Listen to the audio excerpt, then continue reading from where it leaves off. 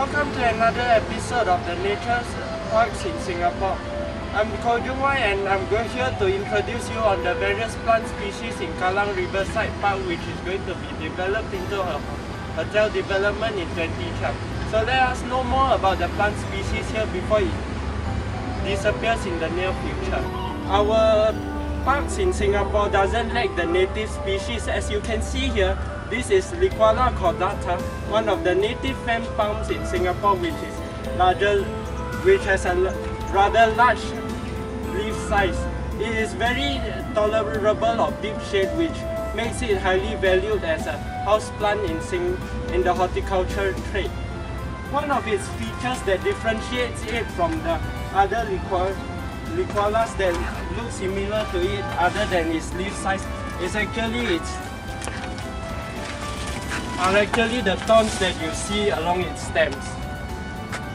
These thorns are very sharp and may pose a danger to people who are walking beside them, and therefore it should not be placed directly beside any pathways. You can see here is the Costus erythrophilus in full bloom.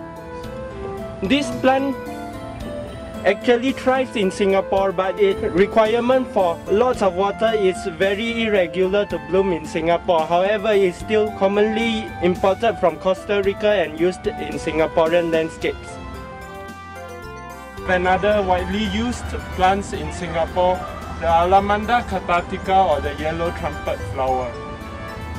Despite its beautiful flowers that make it widely used in Singaporean landscapes, one of its constraints is that it has a milky white sap that is toxic when ingested and make it unsafe to be planted around children's frequent places like playgrounds and around childcare centers, where children can swallow the sap looking at its brilliant color. You can see here I'm holding the sea morning glory in my hands.